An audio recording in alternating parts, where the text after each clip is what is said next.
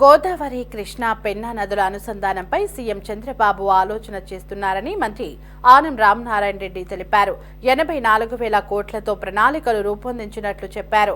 నదుల అనుసంధానానికి పొరుగు రాష్ట్రాల సమ్మతి అవసరమని చంద్రబాబు ఆ ప్రయత్నాలు చేస్తున్నారన్నారు. సముద్రంలోకి వృధాగా పోయే జలాలపైన రాజకీయ ప్రయోజనాల కోసం కొందరు రాద్ధాంతం చేస్తున్నారని విమర్శించారు.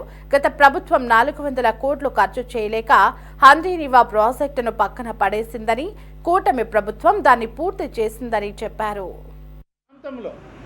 పోలవరం రిజర్వాయర్లో నుంచి మనం లిఫ్ట్ చేసుకుని దాన్ని బొల్లపల్లి రిజర్వాయర్ దగ్గర నుంచి బనకచెర్ల రిజర్వాయర్కి మేము పైప్ లైన్ల ద్వారా, లిఫ్ట్ల ద్వారా రాయలసీమ దాహార్తి తీర్చడానికి సముద్రంలో కలిసే నీటిని వాడుకుంటామయ్యా అని అంటే, దీనికి వాళ్ళ పక్క రాష్ట్రాలు, ఎగువ రాష్ట్రాలు అయినటువంటి రాష్ట్రాలు కేవలం రాజకీయంగా వాళ్ళకు కూడా మంచి జరగాలని ఇవాళ మనం కూడా ఆలోచిస్తున్నాం. సముద్రంలో కలిసే ప్రాంతం నుంచి నీటిని తోడుకుంటాం, అది వద్దు అంటున్నారు. నచ్చజెప్పే ప్రయత్నం చేస్తున్నాం. ఇవాళ కేంద్ర ప్రభుత్వం జలసంఘం దగ్గరికి వెళ్ళింది. ఈ సమస్య వాళ్ళకు కూడా అన్ని వివరాలతో మన అధికారులు, ఇరిగేషన్ శాఖ మంత్రి గారు, స్వయంగా రాష్ట్ర ముఖ్యమంత్రి గారు వివరించడం జరిగింది. తప్పనిసరిగా ప్రాజెక్టు ఇవాళ ఎందుకు కావాలి అని అంటున్నామంటే, ఇవాళ మొదలు పెడితే ఈ ప్రాజెక్టు రాబోయేటువంటి 6-7 సంవత్సరాలు పడుతుంది ఆ ప్రాజెక్టు పూర్తి కావాలి. ఒక్క రోజులో ప్రాజెక్టు రాదు. ఒక్క రోజులో నీటిని మనం పంపులు పెట్టి తరలించలేము. రిజర్వాయర్లు కట్టాలి, పంప్ సెట్లు కట్టాలి, అలాగే పైప్ లైన్లు వేయాలి. పోలవరం ప్రాజెక్టు ముందు మనం పూర్తి చేసుకోవాలి. ఇన్ని ఇబ్బందులు ఉన్నాయి. దాదాపు 84,000 కోట్ల రూపాయల ఈ యొక్క నదుల అనుసంధానానికి ఇవాళ ప్రయత్నం చేస్తున్నామంటే ఇది ఒక రోజులో అవేది కాదు. ఇప్పుడు మొదలు పెడదాం. భవిష్యత్ తరాలకి ఇది ఒక మంచి ప్రాజెక్టు. నదుల అనుసంధానం పేరుతో మనం ఆంధ్రప్రదేశ్ రాష్ట్రాన్ని సస్యశ్యామలం చేయడానికి చేసేటువంటి ఒక ప్రయత్నం అని చెప్పి ఇవాళ మన ముఖ్యమంత్రి చంద్రబాబు నాయుడు గారు ఎంత బరువు బాధ్యతల్ని నెత్తిన పెట్టుకొని ఇతర రాష్ట్రాల యొక్క సమన్వయం కూడా కావాలని కోరుతూ మనం పని చేస్తూ ఉన్నాం. కాబట్టి ఎప్పటికైనా పోలవరం పూర్తవుతుంది. కేంద్ర ప్రభుత్వం ఆశీస్సులు ఉన్నాయి, నిధులు విడుదలవుతూ ఉన్నాయి. ప్రాజెక్టు వెంటనే పనులు చేపట్టడం జరిగింది. ఇప్పటికే చాలా వరకు పోలవరం పూర్తయ్యే పరిస్థితి వచ్చింది. అలాగే నెక్స్ట్ స్టేజ్లో ఈ యొక్క బనకచెర్ల ప్రాజెక్టు వస్తుంది. రాయలసీమలో ఇవాళ మీరు చూస్తే హంద్రీనివా ప్రాజెక్టులో గడిచిన 5 సంవత్సరాల ప్రభుత్వం హంద్రీనివా ప్రాజెక్టుకి 400 కోట్ల రూపాయలు ఖర్చు పెట్టలేక హంద్రీనివా ప్రాజెక్టుని మొదలుపెట్టారు.